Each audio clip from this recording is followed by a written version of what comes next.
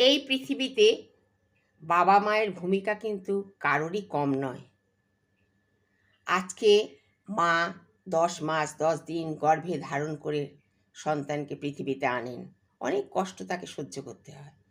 তারপরে সন্তান যখন ভূমিষ্ঠ হয়, তারপর থেকে একদম পুরোপুরি যতক্ষণ না সন্তান নিজের পায়ে নির্ভরশীল হতে শেখে, ততদিন পর্যন্ত কিন্তু বাবা তার দায়িত্ব পালন করেন।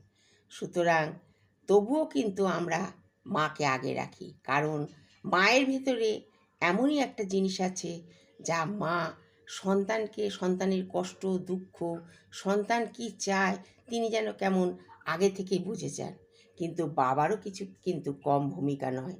তাই বাবা মাকে কখনোই আলাদাভাবে ভাবা যায় না। তাদের দুজনার গুরুত্ব সন্তানের কাছে যথেষ্টই সমান।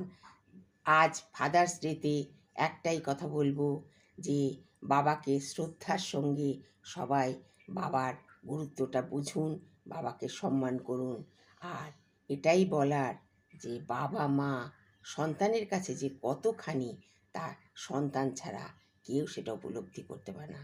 তাই এই কথাটা ভুলবেন না। আজ ফাদার্স ডেতে বাবাকে সবাই শ্রদ্ধার চোখে দেখুন এবং সম্মান করুন।